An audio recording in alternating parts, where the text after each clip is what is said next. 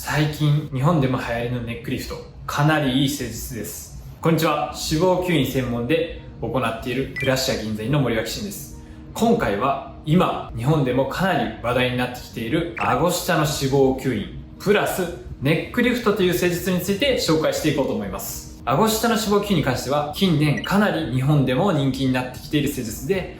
例えばこの二重顎が気になるとかフェイスラインのもたつきが気になるという方は顎下の脂肪吸引をしてあげるだけでもかなり変わります。ただカウンセリングに来ていただける人で気になっていることとして、このフェイスラインのもたつきとか二重顎の改善をしたいっていう方では、例えば皮下脂肪の厚みではなくて皮膚のたるみによるそういった現象が起こっている方もいます。そういった方に対して脂肪吸引だけを行ってもあまり術後の満足度、変化率はありません。なので今回紹介するのはその顎下の脂肪吸引でここの皮下脂肪の厚みを取って、かつこの伸びによってたるみとか二重顎ができている方にかなりおすすめの施術、ネックリフトについて紹介していこうと思います。では早速施術風景を解説しながら後で劇的なビフォーアフターを紹介していこうと思います。まずこれが顎下の脂肪吸引ですね。脂肪吸引のカニ入れの位置としては3箇所顔に穴を開けます。一般的にはこの顎下の部分と耳の後ろの合計3箇所なので、傷跡としてはかなり目立ちにくくなっています。さらに顎下の脂肪吸引に関しては手術時間もだいたい15分から20分ぐらいで終わることが多く、手術時間も短いので脂肪吸引の中ではかなり簡便にできます。また頬の脂肪吸引と違って顎下の脂肪吸引の場合はしっかりもうペラペラにする意識で行うのが大事です。例えば頬だとメーラーファットの部位とかジョールファットの部位を取りすぎたりすると逆に顔が長く見えたりとか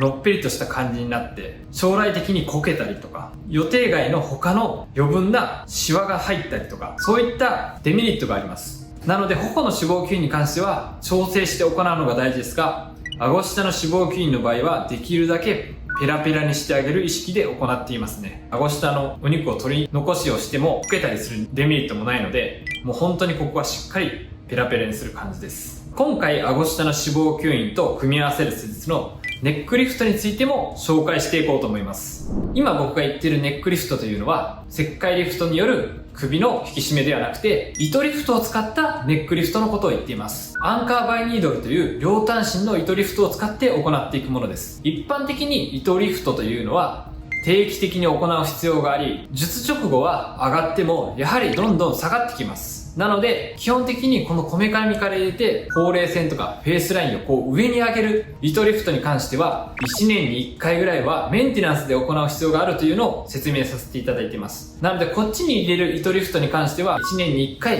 メンテナンスできる予算の範囲内で行う必要があります。なので例えばですけど糸リフトに60万、70万、場合によって100万など使うのは本当にやめた方がいいと思います。今回使うこのバイニードルのネックリフトに関してですが、これも脂肪吸引と組み合わせないで行うと後戻りが結構すぐに起こります。ただ脂肪吸引、顎下と組み合わせることによってかなりの効果の長期の持続が期待できます。一般的に脂肪吸引で一番のデメリットであるダウンタイム時の拘縮、これは脂肪層を取ってあげることでその組織の空洞を埋めようとする反応で起こります。なので繊維化のような働きが起こりますね。このバイニードルに関してはなくなった脂肪層の空洞のところに糸を通します。そしてこのフェイスラインをクッと持ち上げる印象ですね。そうすると拘縮が起こり始めた時にそこが繊維化して硬くなってきます。その時にバイニードルがここでグッとあるとその繊維化した組織の引き締め効果が長期間持続します。最近出た論文では例えば他の拘縮が強い部位、お腹の脂肪吸引などと同時に長い糸リフトを入れてあげることでお腹を縦に引っ張って縦へそを作るという論文が出ています。その論文ではその縦へそは糸リフトの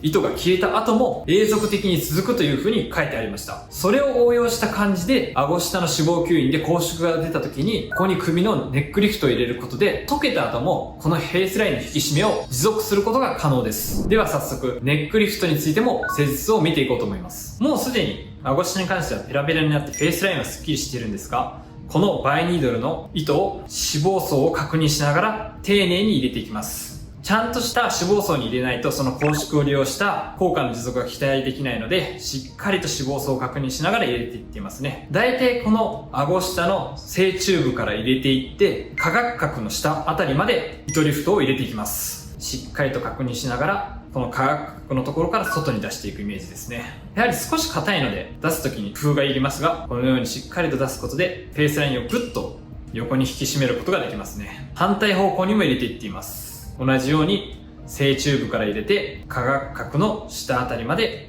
入れていきます。この下なんですけど、やはり首の周りの大事な組織もあるので、解剖をしっかり確認しながら、どの層に糸が入っているかを確認しながら入れていきますね。そして左右対称に入れないと非対称になってしまうので、同じ部位に入っているかをしっかり確認しながら丁寧に入れていっています。